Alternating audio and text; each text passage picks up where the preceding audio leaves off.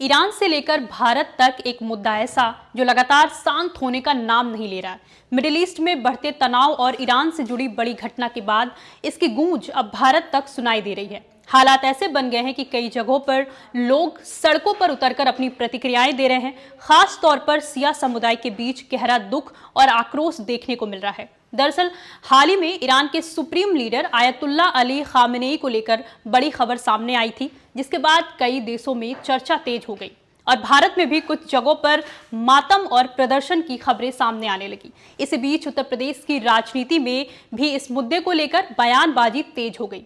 BJP विधायक राजेश्वर सिंह ने इन प्रदर्शन को लेकर सवाल उठाए, लेकिन उन्हीं के पार्टी के कैसरगंज से पूर्व सांसद बृजभूषण शरण सिंह ने अलग रुख अपनाते हुए कहा कि अगर किसी समुदाय के धार्मिक नेता या उनसे जुड़े लोगों की हत्या होती है तो उनको मानने वालों की भावनाओं को ठेस पहुंचना स्वाभाविक है। उन्होंने कहा कि जहां जहां शिया समुदाय के लोग हैं वहां लोग अपना दुख और आक्रोश जता रहे हैं और ये उनकी भावनाओं से जुड़ा मामला है।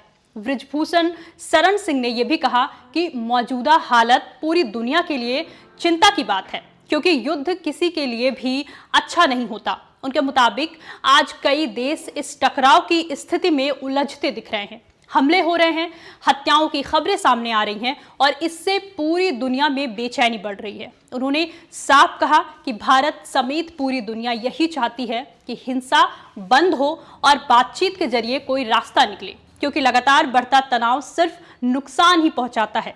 कुल मिलाकर साफ है कि ईरान में हुई इस बड़ी घटना का असर अब सिर्फ मिडिल ईस्ट तक सीमित नहीं रह गया, बल्कि इसकी गूंज भारत की राजनीति और समाज में भी सुनाई दे रही है। एक तरफ शिया समुदाय अपने तरीके से दुख और आक्रोश जता रहा है, वहीं राजनीतिक बयानबाजी भी तेज हो गई है।